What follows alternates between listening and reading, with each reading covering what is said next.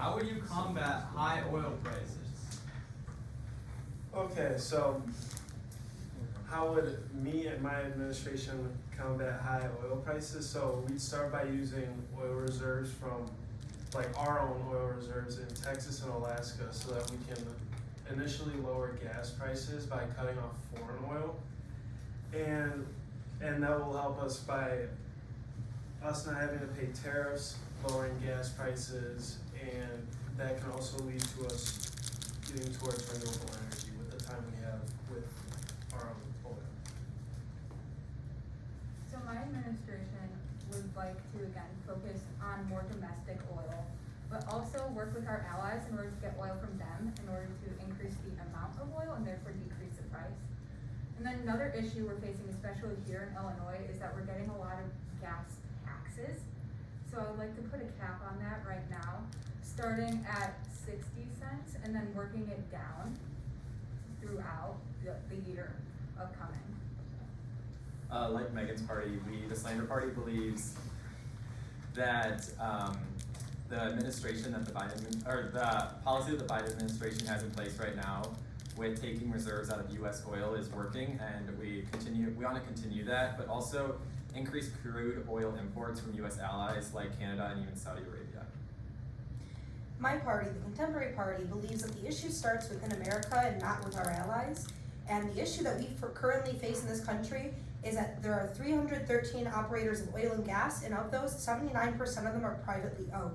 So what we want to do is start using our own oil that we have here and also making federal gas stations. That way there is a limited price, so there is a certain minimum that gas can be sold at. So if there are companies taking advantage of the gas prices, we can set the bar and it can be a lower price guaranteed.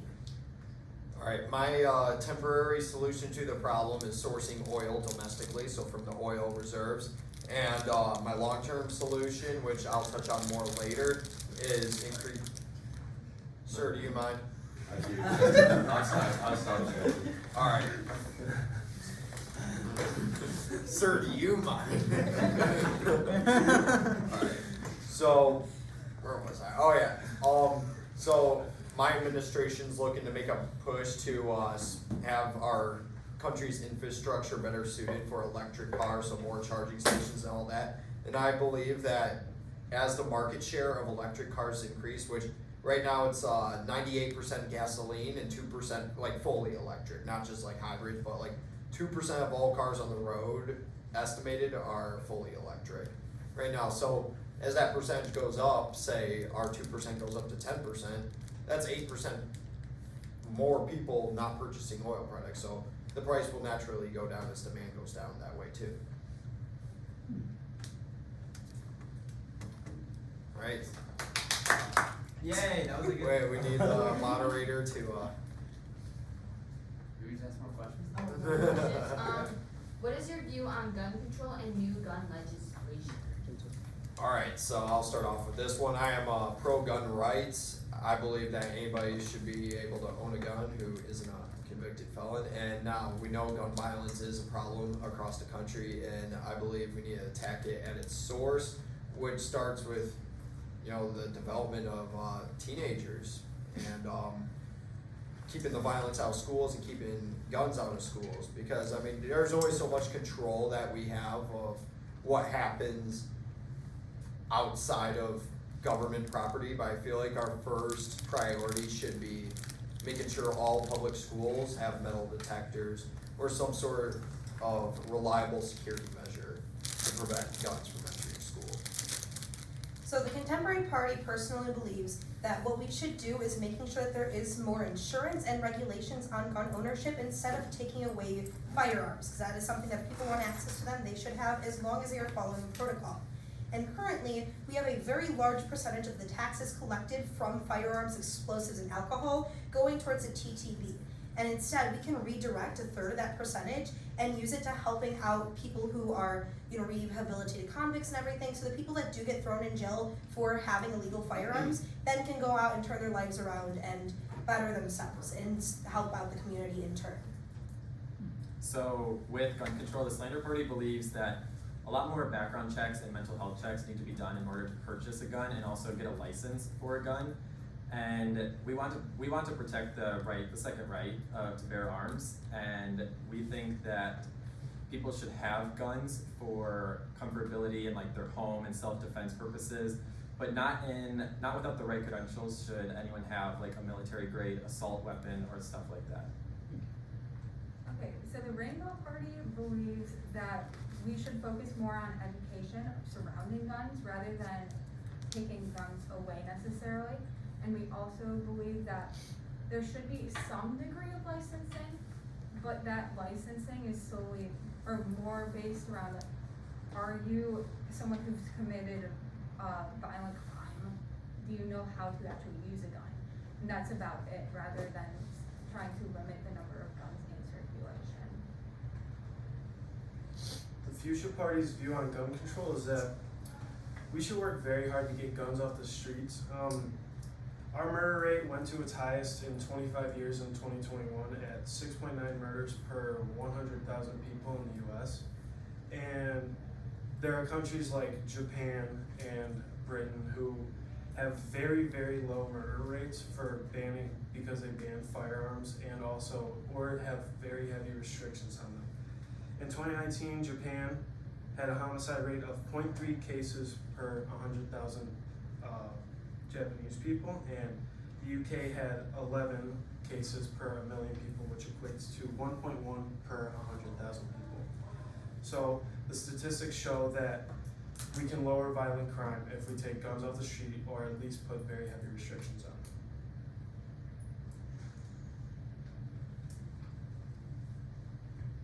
them. If the violence does increase, gun violence, what are your next steps? Is it going to be local? Is it going to be state? Or are you going to set this at a federal level? Anyone can answer to start. Okay, so I know in the Slander Party that we cannot ban the sale of guns. It's been legal in our country since 1791 with the signing of the Second Amendment. Instead, we want to look at the current requirements to buy a gun. And right now it's the 18 with shotguns and hand pistols. And we believe that that needs to be raised to 21 and for all guns, and more mental health checks need to be performed in order to have a gun and to have a license. I just have a question to add on to that question. How do you plan to combat gun violence among like illegally, acquired firearms? Because all of you are talking about firearms and regulations on like how it's acquired legally with like checks and stuff and age requirements, but a lot of guns and a lot of gun violence is from guns that aren't actually recognized by the government. I think that all stems from like having guns in the wrong hands, and that comes from like background checks. I know I've been saying background checks, but background checks and mental health checks and more restrictions on like licensing stops guns from getting in the wrong hands and and guns getting in the wrong hands lead to it in more, yeah. Well, to add on to that, our party personally believes that what we would do to combat the people who do obtain firearms illegally would be increasing the sentencing for people who get them illegally. So making it harsher punishments for those who go against the law, but if people are actually following the laws, having insurance on it, making sure that they regularly are keeping track of their weaponry and, being held accountable if they don't report missing weapons, then we can make it so people are more willing to actually obtain firearms legally and take the classes required and everything, as opposed to obtaining them illegally and facing harsher punishments. See, the way my party would handle it is if there were a dramatic increase in gun violence, first thing we would do is, I'm surprised nobody's mentioned it yet, is close the gun show loophole, or attempt to, which is a much easier way for a gun to get into the wrong hands. As if you buy a gun from like a gun store, there's usually a cooldown, like you have to wait an X amount of time before actually acquiring your gun, which is just typical protocol. Say a guy is like wanting to go on a mass rampage or something, it gives them 3 days to think about it, kind of thing. But the gun show loophole, anybody, I'm being serious too, that's why they do that. But like for the gun show loophole, there's just so many guns, and there's just so many like things you hear about where people have a gun from a gun show. Like Kyle Rittenhouse, the gun he has is his friend's, and his friend bought the gun from a gun show. So I think that's the first step to take, is to close that loophole, which has been a topic of discussion and controversy for a while. So I would actually work to disincentivize violence and focus on it more at a community level instead.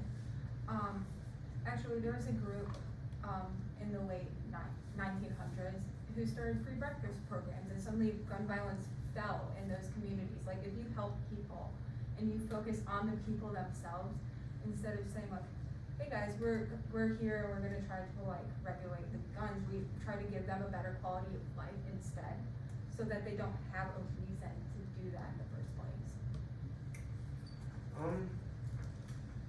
I mean, with acquiring firearms illegally, personally, I feel like you need to attack it more at a local level first and work your way up to get countrywide. Because, I mean, it's much easier now for people to acquire firearms illegally and just like hide out and not be like detected by federal level officials and in like just local areas. So I feel like you need to attack it at a smaller rate first. But to be honest, I think, like I said before, I think just getting them off the streets and almost putting heavy restrictions on them or even banning them to an extent would help a lot. I mean, at the end of the day, men lie, women lie, but stats don't. And the stats that I read off are pretty reflective of how gun violence can be, or major violent crimes can be stopped with heavy restrictions and banning of firearms.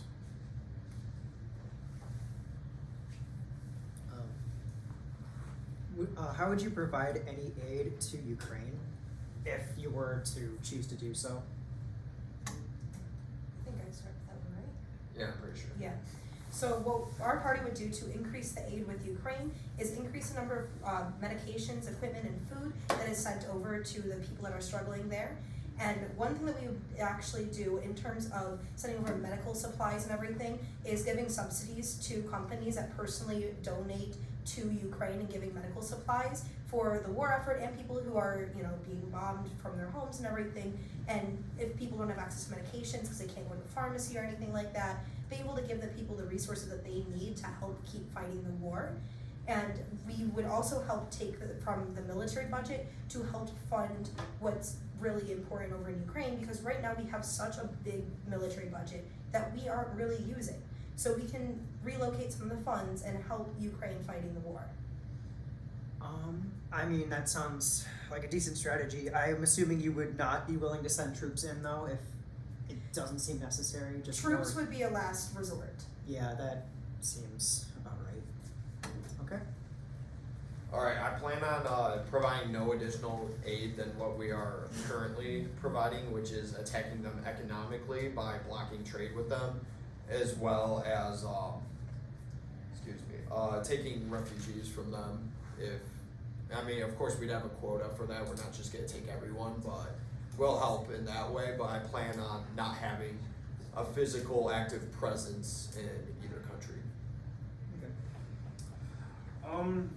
For us, it's more of, we only want to get involved militarily if NATO gets involved in there. Other than that, we kind of want to stay out and just like support them through helping them with supplies and sanctioning Russia and like all these other like things that like show that we're supporting them. But at the same time, to be honest, we want to not be too involved with foreign affairs, because in the end we have a lot wrong with our nation as a whole in general. So worrying about other nations' problems and like what's going on with them in the end hurts us. I mean, it's hurt us in the past plenty of time. And to be honest, we've spent so much time in the past worrying about fixing other nations out that we haven't been able to fix our own nation. I mean, seeing with Vietnam and how that went, Exactly. that makes perfect sense. So in Ukraine, I'd focus more on monetary donation instead and let them decide more of what they want to do with that, since it is directly affecting them and they are the most involved in this. I would not send troops, because I think sending troops says something to Russia that we don't necessarily want to say. We don't want to get involved in that kind of war in Russia at this time. Yeah, for the Slander Party, we said that we want to aid in Ukraine and we want to give them healthcare and money to organizations sanctions on Russia, and we don't want to send troops there. We're America first, and we really don't want to overstep our boundaries sending in troops, because that, like Megan said, it really sends a message to other countries like Russia that we are there to be against them. And right now we're just trying to help for like Ukraine. Makes sense.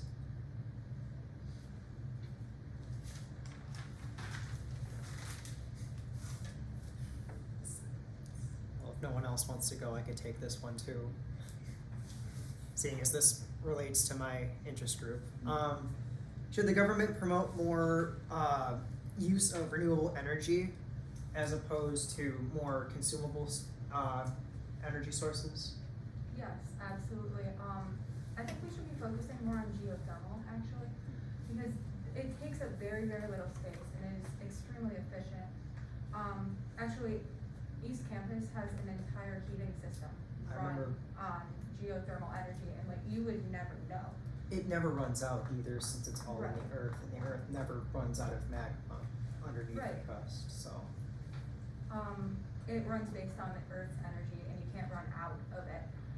It's also very clean because it uses steam, so it's not a pollutant in any way. I would also promote more electric cars, stuff like that, for things that can't be fully run on geothermal energy. And yeah. So the Slander Party believes that renewable energy should be more readily available and easily, like less costly, like harvested across the United States. And we want to increase funding for practices for harvesting solar, wind, geothermal sources of energy to increase our renewable energy and decrease our carbon footprint. I would like to add on that with the geothermal, that our party would also be using geothermal energy. We are also looking into hydroelectric energy and wind energy, since wind energy is actually more, it's more accessible than solar power, and it is better to produce the actual wind turbines as opposed to physical solar panels themselves. So it's way better for the environment in those terms. So we do really want to be pushing for that.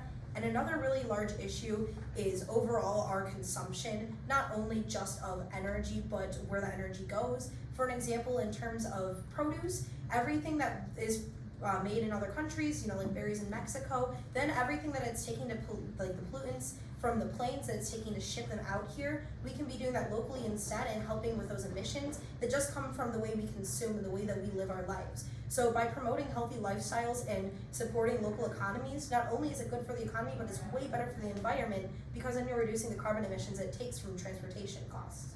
Very good points. Alright, one of the main goals of my administration is actually around environmental and everything regarding that, and I believe electric cars are the first step in the right direction for having our carbon footprint be reduced. So I believe the first step to take is make the infrastructure of our major cities more friendly towards electric cars. So have parking spaces designated just for electric cars.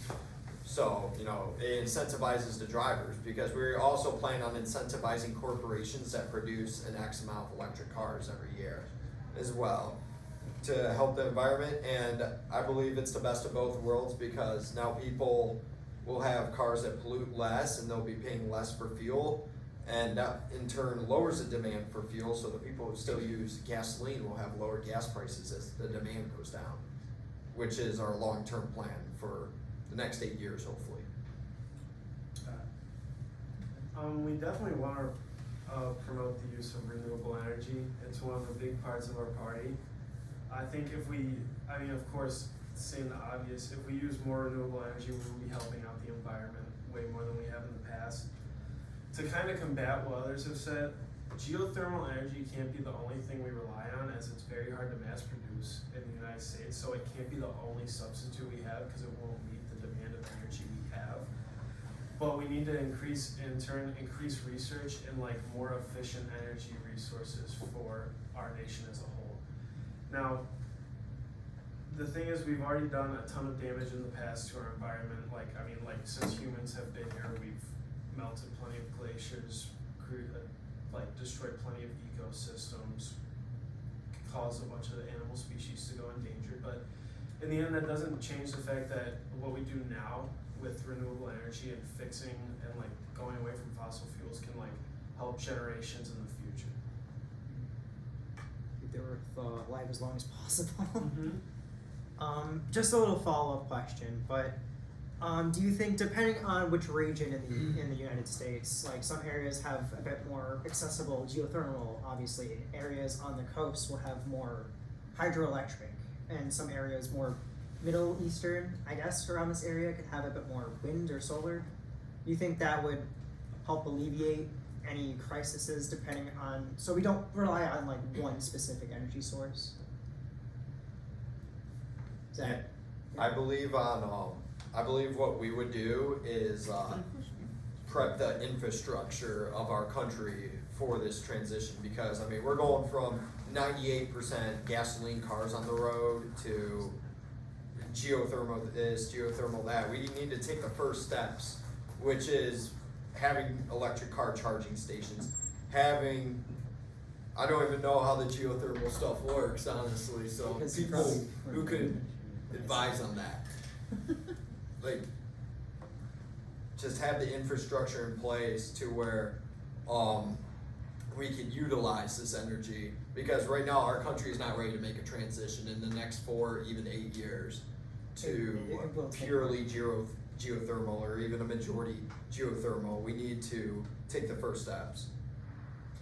I definitely agree with what you're saying with dividing it up by the country, and I think that it even goes beyond just specific areas, but even versus like rural versus urbanized. In the rural areas where we do have more space, we can have more wind turbines because they don't take up too much room, but you do need a large square footage for each one to actually operate. So in the areas where there are wide open spaces, we can have more of those. And then in urban areas, we can do solar panels, and we can even incorporate urban gardens, just something that a lot of people have been doing in more recent years, which those not only help with the way that people consume food, but it can also help with insulation as well. By providing that on the top of the building, then you can cut the cost that it takes for heating and air conditioning and everything like that. So not only would it help with reducing those emissions, causing the cost of actually heating and air conditioning a house, but then as I was saying earlier, then you're reducing the emissions of trying to fly out more produce and getting fresh produce to areas that do have less access to those, like in urbanized areas. I hadn't even thought of that. So that's the good thing about the United States being so geographically diverse, is that we can have all these different sources of renewable energy in all these different areas, and then once it does come time to use those, we can have them readily available in those areas, and they can be put to use to reduce costs on many things. So I don't think that the way to start this is with electric cars, because a lot of people can't afford those, firstly, and secondly, 71% of emissions are released by corporations. That's not an individualized thing, that's a company thing. We should be focusing on these companies and making sure that they are switching toward more renewable energy sources. And then about diversifying it, I think nuclear energy on coasts, because you can only put nuclear plants on coasts, would be great, because they are, again, very efficient and produce very little waste. So one way of diversifying that way, also solar panels, wind turbines in places we can put them. I agree with what other candidates said about kind of splitting up the nation into what infrastructure fits them for the maximum amount of renewable energy we can get out of like each region, like having wind turbines, producing a ton of wind turbines in the Midwest to get the most renewable energy we can get out of the Midwest, and like all the other regions doing all we can to make sure that it's like a well-oiled machine to where like they work together to produce the most renewable energy possible. And to talk about the point that Megan brought up as well with corporations, that like I'm willing to put sanctions and like put fines on corporations and groups, like heavy sanctions that are harming the environment and that don't want to move to renewables to help the environment, because in the end that's kind of what's been like hurting the earth lately, is just corporations releasing pollution and all these other things, and like corporations releasing stuff into the ocean and water, like ruining everything. Yeah, I mean, that's the next logical step. If they're the biggest issue, we might as well focus on that first. Yeah, if I could add to the question, or ask an additional question, Chad's already answered this, but how would you get the public opinion on your side when it comes to your environmental issues? Cause like Chad's with his cars, like, he wants to put like parking spaces to like incentivize people to own those cars and stuff like that, so how would you like incentivize people to be on your side? And you can elaborate. Oh yeah, in addition to that, I wanna try putting to place where when somebody owns an electric car, for the first few years, they get a tax write-off. Because they already have incentives like that in some states, but I wanna make it a national thing where you get tax write-offs when you drive an electric car, because like when you have like a performance car, like one of those really nice Ford Mustangs, you gotta pay a gas guzzler tax, so why not have it on the other end of the spectrum and give them money for not guzzling gas? I think the thing is that we as a nation can all agree that there is a serious problem with our current climate. I think that there is anybody, even if you believe in climate change or not, we can all agree that there is severe greenhouse gas emissions from corporations and individuals, and it is a serious problem.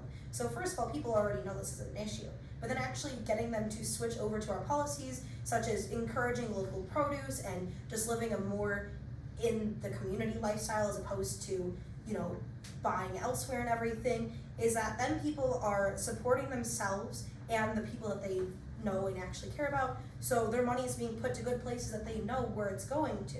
So we would help to encourage that behavior, and we can also help with limiting the amount of produce that can come in from other countries. And then in terms of, you know, change as a whole to switching to more renewable resources instead of just, you know, our consumption, but our energy, is that we can also help to encourage, you know, and have subsidies and encourage people to switch over to those resources for economic reasons, because it is way more cost effective in the long run to eventually switch over to more renewable resources such as solar panels and wind turbines. Like Reese said, everyone knows that our carbon footprint and greenhouse gas emissions are the highest they've ever been. So I think with increasing the amount of renewable energy sources that we have, the cost would go down, incentivizing people to switch to electric cars, switch to like solar power, solar panels on their roofs, and then that would in turn create a more publicly unified society with renewable energy. So like I said before, I would like to focus more on corporations. I'd like to focus on doing tax cuts and also sanctions on companies that will not follow along with regulations. That as a start. After that, then I can start moving into working towards individuals. But I think focusing on corporations first and foremost is what we need to do. I agree with focusing on corporations, like firstly, because they're what causes most of the climate issues in America right now. But also to kind of combat what Chet said about electric cars is that tax incentives don't work for electric cars, at least for a majority of the people in America, because those tax write-offs end up going to the top 10% tax bracket, so mainly like your rich people are getting most of those taxes, so we're just feeding more to the rich. And like, to go off on that, most of the people that are running the corporations are in that 10%, so in the end we're just helping feed them into more pollution and more issues with climate change.